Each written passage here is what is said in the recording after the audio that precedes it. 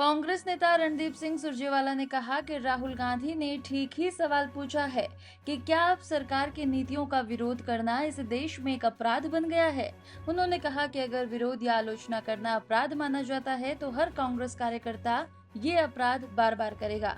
उन्होंने जोर दिया कि जिस देश में आवाज उठाना और आलोचना करना बंद होगा उसी दिन संविधान और लोकतंत्र दोनों का अंत हो जाएगा। सुरजेवाला ने हाईकोर्ट द्वारा भारतीय युवा कांग्रेस के राष्ट्रीय अध्यक्ष उदय भानु चिब को जमानत देने के फैसले का स्वागत किया और कहा कि ये फैसला संविधान की रक्षा करता है। श्री राहुल गांधी जी ने बिल्कुल सही कहा। क्या इस देश में अब सरकार की नीतियों का विरोध अपराध है, जैसा युवा कांग्रेस के हमारे मित्रों ने किया? अगर विरोध का स्वर उठाना या विरोध की आवाज उठाना, नीतियों की आलोचना करना अपराध है, तो हर कांग्रेस का साथी ये अपराध बार बार करेगा। क्योंकि जिस दिन विरोध का स्वर और नीतियों की आलोचना देश में बंद हो जाएगी तो संविधान और प्रजातंत्र दोनों मर जाएंगे। ये अच्छा है, हम स्वागत करते हैं कि हाईकोर्ट ने संविधान को सर्वोच्च रखते हुए हमारे साथी राष्ट्रीय युवा कांग्रेस के अध्यक्ष उदय भानु चिब जी को जमानत दी है।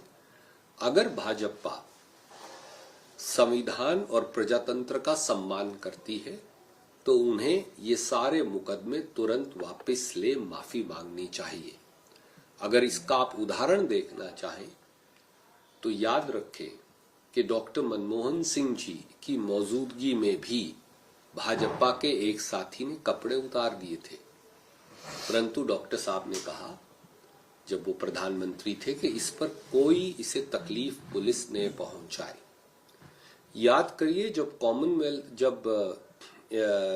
कॉमनवेल्थ गेम्स हो रहे थे तो पूरे दुनिया की टीम्स हिंदुस्तान में थी। उस समय बीजेपी हर रोज विरोध प्रदर्शन करती थी। हमने तो कभी नहीं कहा कि वो आतंकवादी हैं या ये राष्ट्र विरोधी है, उनका अधिकार है।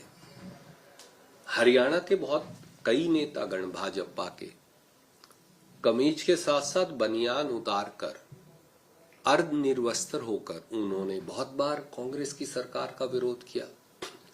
उनका अधिकार है, हमने तो कभी नहीं कहा कि ये देशद्रोह है।